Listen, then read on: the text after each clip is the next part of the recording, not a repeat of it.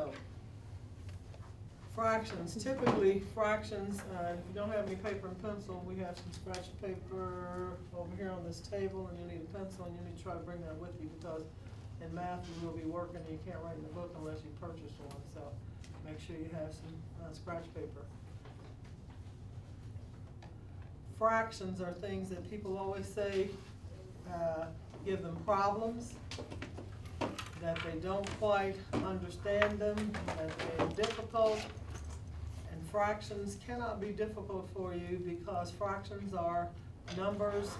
They represent things and quantities, and you have to know how to use them, because you can have a fraction in any problem that you can have a whole number in. And you should be just as comfortable with a fraction or a decimal as you are with a whole number. When people say I do well with adding, subtracting, multiplying, and dividing, I just have problems with fractions, then that's not a correct statement. Then you do have problems with adding, subtracting, multiplying, and dividing, because what you're telling me is that you have no problems adding, subtracting, multiplying, and dividing whole numbers. But those four operations you have to be able to do with any kind of number, because if you're measuring something, it's not going to always come out to the whole number. You know, it can be a little bit over. And if it's a little bit over and you got to add it to a little bit over, if you're making a recipe, it's not always a cup of something or 2 cups. It might be a half a cup. What if you want to triple that? Of course, you can sit there and pour half a cup 3 times. Or you can know that it's a cup and a half. You see what I'm saying? So you need to be able to add and subtract and multiply and divide all kinds of numbers, and fractions are some of them. And you actually do more with fractions automatically in your head than you realize. You just don't associate it with using fractions. When you were a kid, after your birthday was gone for a while, you'd say you were 6 1/2, wouldn't you? You understood, and your mind understands that when you're past 6, you're not just 6 anymore, but you're not 7, right? There's got to be some way to measure that space between 6 years old and 7 years old. If you have twins, thank God for womankind, they don't come out at the same time. So even with twins, I mean, you have to be really stretched to do that. It's amazing already how you have to stretch to let out that one. When you think about it, a whole person's body is coming out of there. And can you imagine if they came out double wide? Or people who had triplets? And what about the poor people that have 5 and 6? They're not coming out all like that. So each one of them is a little bit older than the other one. So they still can be, you know, quantified. Who's the oldest? Who's the youngest? Who comes next? Who comes next? And it's not, sometimes there's not a whole between that. It's not a whole hour. My God, if you had to sit there and wait an hour for the next one to come out, and if you were having 5 or 6, that would be an all-day job. So, you know, we want just minutes maybe between. So you're a fraction. You're a part of that whole. That's all a fraction is. A fraction is a part of a whole. There are numbers between 1 and 2, between 3 and 4. There are other numbers that you can squeeze, and you can squeeze as many numbers between 2 wholes as you want to, right? You can divide a whole into as many pieces as you want to divide it into. And that's all fractions are talking about. If we're talking about from here to there, and this is 1 and this is 2, I can just divide it in half, right? I can divide it into, well, 4 equal pieces. I can divide it into 20 equal pieces. I can divide it into 1,000 equal pieces. If you had something small enough, you could divide it probably into 1,000,000 different pieces. You see? You can divide it into how many pieces you want. A clock, for instance, the whole is divided into how many pieces?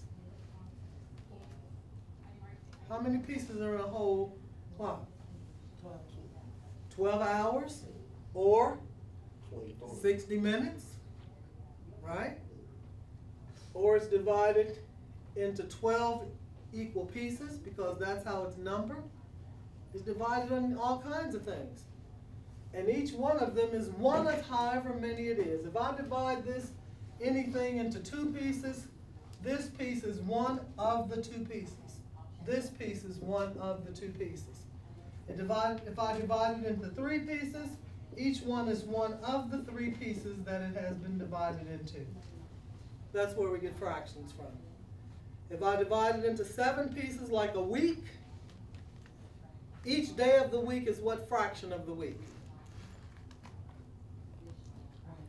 1 1 of 7. 1 of 7, right? It's one of the 7 days that make the whole. Anytime you know how many are in the whole, you can make a fraction out of a piece of it. Okay? If there are 365 days in a year, 2 days is what fraction of a year? 2 over 365, just as simple as that. You see, anything, there are 2, 4, 6, 8, 10 students in the room.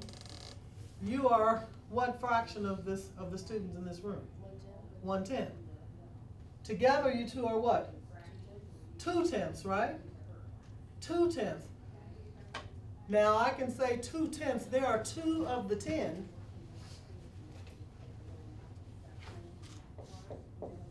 But we can group it differently. We can say this is one group. This is 2 groups. You two are a group. 3 groups, 4 groups, 5 groups. You see what I'm saying? I can divide it into 5 groups because I can put the same number in each group. You see what I mean? So if I divided it into 5, they would be one of the 5 groups. You see? So 2 of the 10 is the same as one of the 5 groups. That's what reducing means.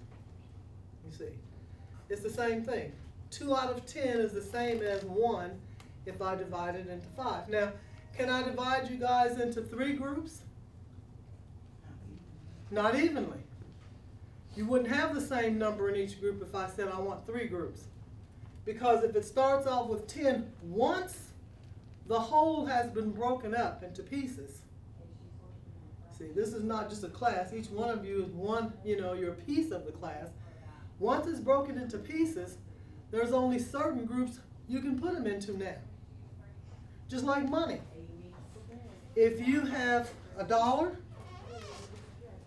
and you want to change it, you can change $1 into 4 quarters, right?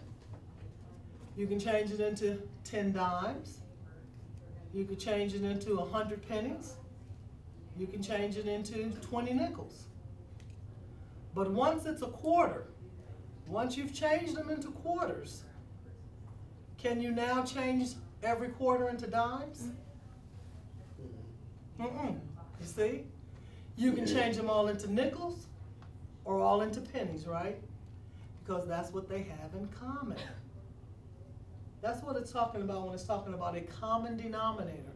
Something you can change them both into. So, when you have a dime and a nickel, you have what? Tell me what you have when you have a dime and a nickel. 15 cents? Okay, how old is your daughter now? She's a year and a half. Have you started teaching her how to count? A little bit. If you have a dime and a nickel in your hand and you tell her this is 15, is that going to make sense to her? How many would you have when you have a dime and a nickel? 2. 2, right? She'll say, where do you get 15 from? But we don't even think about that. You have a dime and a nickel, you say I have 15 cents. No, you don't. You have a dime and a nickel. But your mind knew that you couldn't say 1, 2, what are you going to call them? You can't call them 2 dimes. You can't call them 2 nickels. So your mind automatically, what are cents? Pennies, right? That's what they have in common. You, in your mind, change that dime into 10 pennies, change that nickel into 5 pennies. So now that they're all pennies, you can add them all together and say 15. You see. Or you could have changed them into 3 nickels. You see what I mean? You could have changed them into 3 nickels. But your mind knew that you could not add those 2 things together and say, I have 2. Because they're not the same thing. There are 1, 2, 3, 4, 5, 6, 7 female students and 1, 2, 3 male students in here. So we have 3 and 7. So can we say we have 10 what? People. Yeah, you didn't call them men anymore or women anymore, did you? Because again, you knew, now if I counted and all of you were guys, you'd say you had 10 guys in here. You could have 3 guys and 7 guys, you got 10 guys. Or if you had 3 women,